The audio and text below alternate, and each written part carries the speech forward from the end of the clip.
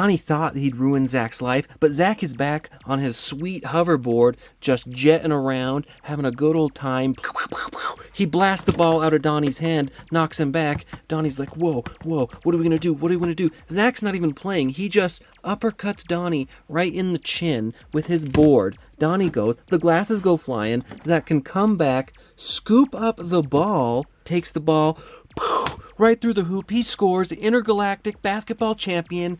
Donnie's life is ruined. Get fucked, Donnie. Don't ever disrespect me again.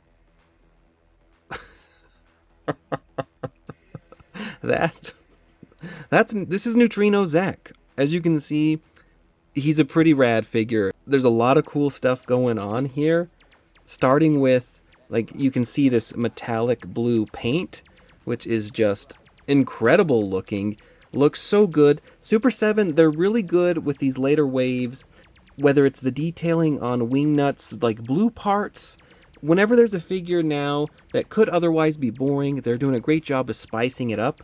So instead of just doing like plain blue, Zak gets a metallic blue look, which is super fantastic. Matches quite well with his wild neutrino aesthetic, you know, and you can see here, the default head is this cool, calm, and collected with the glasses, just a smirk, you know, but Donnie, the basketball drama brought out the worst in Zak, so we switched to the gritted teeth head, which is fantastic. He's riding his hoverboard, which he just pegs onto. Super cool.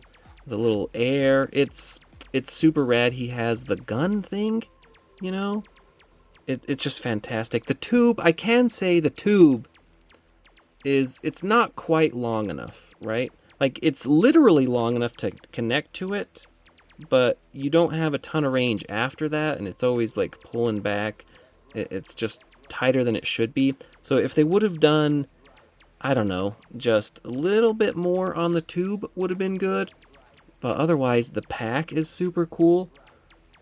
I mean, this figure is just super rad. So let's take a step back. What's he got going for articulation?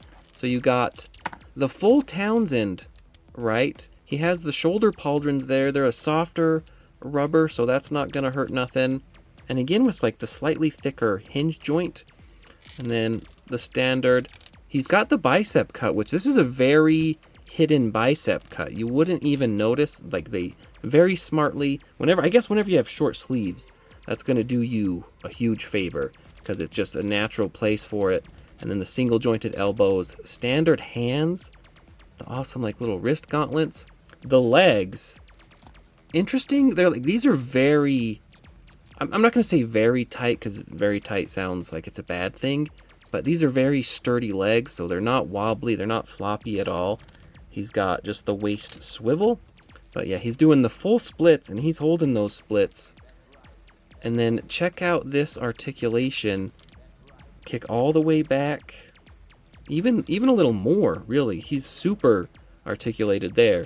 And then you can kick all the way forward, again, even more. So this is maybe the most dynamic, rangeable, is rangeable a word? The most range on a Super7 figure I've seen for a long time. Double or single jointed knees.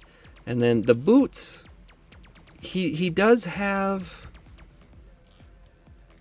the good range there. He can't really go forward because it's starting to like clip into the shoe there, or the boot, but it does go back, and then like the swivel, the side to side. So yeah, that's pretty stellar. The head, you know, he's looking up about that much, looking down about that much, which is pretty sweet. And then this pack, the pack just plugs into the back. Super7, you know, along with Space Raff, Scumbug a bit, they've really done like a good job of like the holes things plug into fit in super nice. So the pack has some great detail on it. Of course, the tube, which just fits very nicely in the gun then, like that, which is dope. The swap and head sculpts, this one's pretty smooth. Probably the best in the wave. It just snaps on nice and easy. The board, he's got like the whole mess of hands. So he's got various, you know, like grippy hands, trigger finger hands for the pistols. Where's the little pistol? I'm forgetting the little pistol. that you can swap on in there, which this pistol, I guess it doesn't necessarily have a trigger, but I guess it does. I guess it's hidden, it's smaller.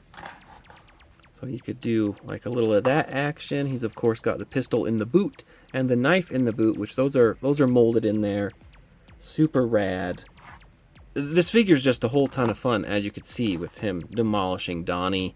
Maybe he'd fight Wingnut. I mean, Zak's a good guy, so he's not going to be fighting the bad guys, but look how evil this dude looks. Honestly, super solid figure. Kind of like a sleeper of the line, because it's not like big bad impressive Wingnut. It's not like crazy nostalgic basketball Donnie, or, you know, Scumbug over there being all crazy. I guess Flocked Splinter, maybe he's the most boring in the wave, but I feel like there's not a lot of love yet for Neutrino Zak, and there should be, because Neutrino Zak is super fantastic, super fun. You just gotta love the guy. 10 out of 10. I think he's super stellar. I've been enjoying him quite a ton, you know. I'm not the world's best poser, but he can do all sorts of crazy stuff, like ninja kick the damn rabbit and whatnot. But yeah, super awesome figure. Let's check out the unboxing experience for that sweet Super7 packaging, which you know I love. As standard in this wave, the plastic bag, no brown shipper box, but you do get the slip cover, so that's always nice. I really appreciate the slip cover, and you get that sweet reveal. So this is what you're gonna get. You know the drill with Super7. I've said it before, I'll say it again. They have the best display. Hands down. It's such a good display. They could shrink it down, maybe, but I love how they give you all the accessories. They make it prominent, you know. Too big for retail, maybe, I don't know. Zak the Neutrino, the time-traveling teen from Dimension X. He's cool. He's cosmic. We'll get him out here. It's kind of nice to just have a figure that's just the figure, you know? Like, there's not a bunch of crazy stuff, not a bunch of crazy trays. I kind of like taking a breather with just like a smaller figure. So no ties on him, they just have the one twisty tie. Ooh, yeah. The extra head sculpt, which is nice, gnarly. The gridded teeth, the hair there. The turtle comm, enough light, and then you need, there we go.